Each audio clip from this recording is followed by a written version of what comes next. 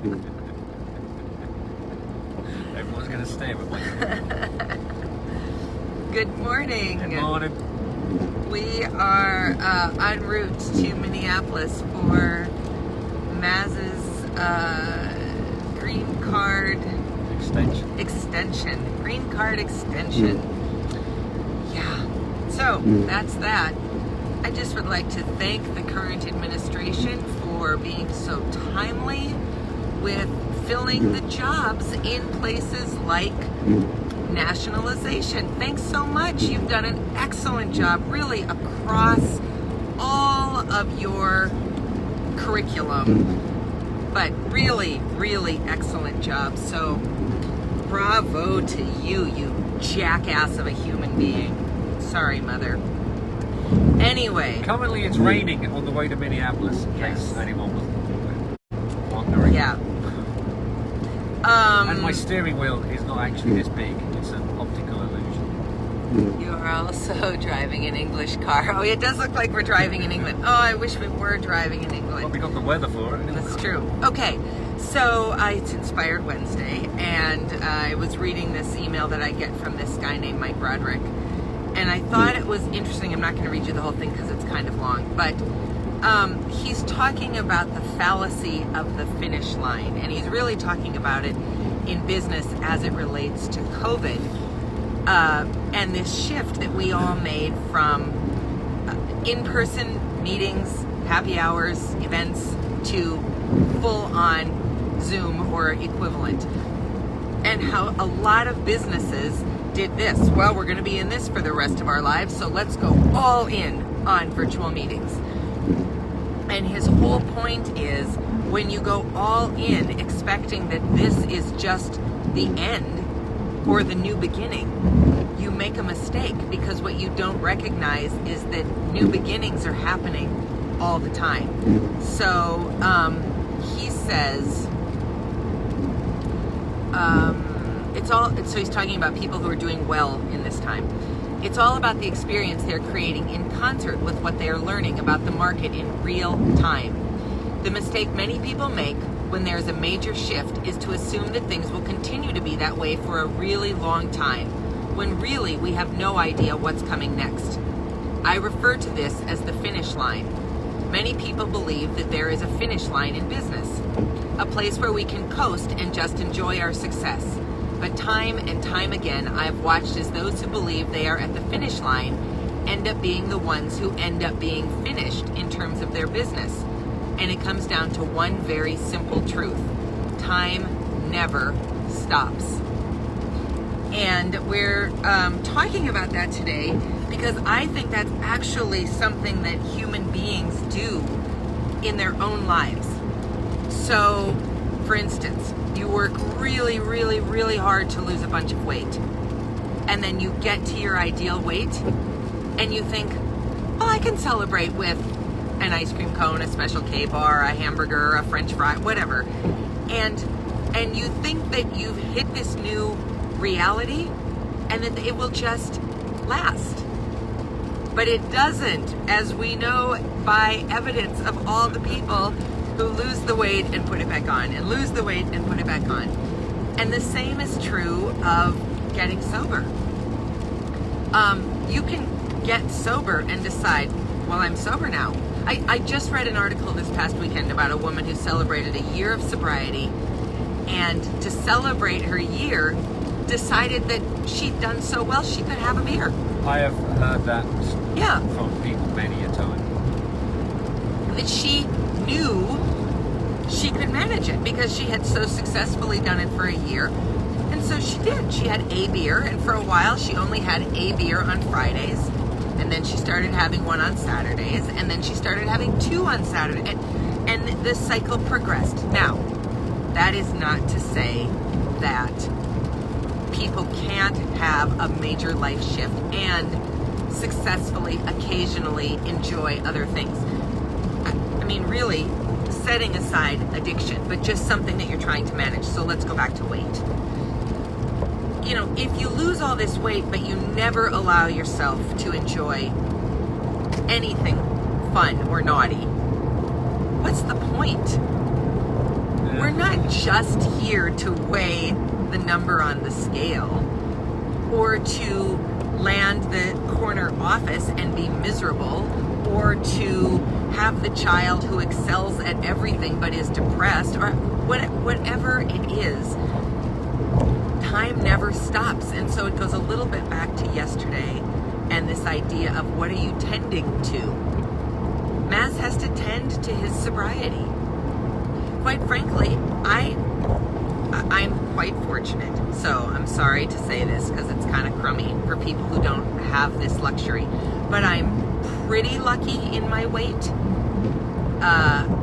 In fact, one time I walked into the main part of our office and Tanya, my director of operations, said to me, "I can't wait for the day that you get fat." And I said, "What are you talking about?" And she said, "I've just never seen anybody snack as much as you do." And she's kind of not wrong. I do eat, not unlike my mother. I eat, like I'll have 6 almonds 13 times a day. You are a snacker. I'm a snacker. Or to quote our nephew Mason when he was little, I'm a knacker. That means something completely different. It means something very different, but it's cute when you're little. So I don't have to judiciously control what I eat. But 2 days ago, we went to Buffalo State Park, and then because we didn't really want to go home, we went to Dairy Queen in Holly, where I ordered a mini Oh my God. turtle pecan blizzard, and then made the huge mistake of looking it up. Terrible. 24 grams of fat in that stupid mini blizzard. Can't do that anymore. I put on a couple pounds since the blizzard, and I thought yesterday it would come off because I still sometimes think that, I can do that. Like, I'll eat a grapefruit and lose 5 pounds, which is not true at my age. But the point of all of this weird reveal is that I have to tend to it. And you have things you need to be present and cognizant and tending to as well. Whether it's something for yourself, something for your partner, something in your relationship, something in your job. So I guess the takeaway is you don't really ever stop. And when you do stop, things often go backwards. And that's not where you want to be. So rather than getting to the point where you just think, well, it's always going to be this way. I'm always going to be this thin. I'm always going to be sober. I'm always going to be fill in the blank. You have to work at it. And you have to be adapting, and you have to be thinking about what is next. That's true in business, it's true in the nonprofit sector, and it's certainly true in life. Dr. Mary, do you have anything you'd like to add to that? Working on sobriety is different for everyone. I know people who say, I needed to be at this meeting. I needed to do this. I've never felt that. I'm glad I go to a meeting. I'm glad when the meeting's over, because 99% of the time it's nice to be there. It's a place, I've mentioned this before, it's a place where I don't feel judged. Everybody's the same in this room. It's actually an incredible,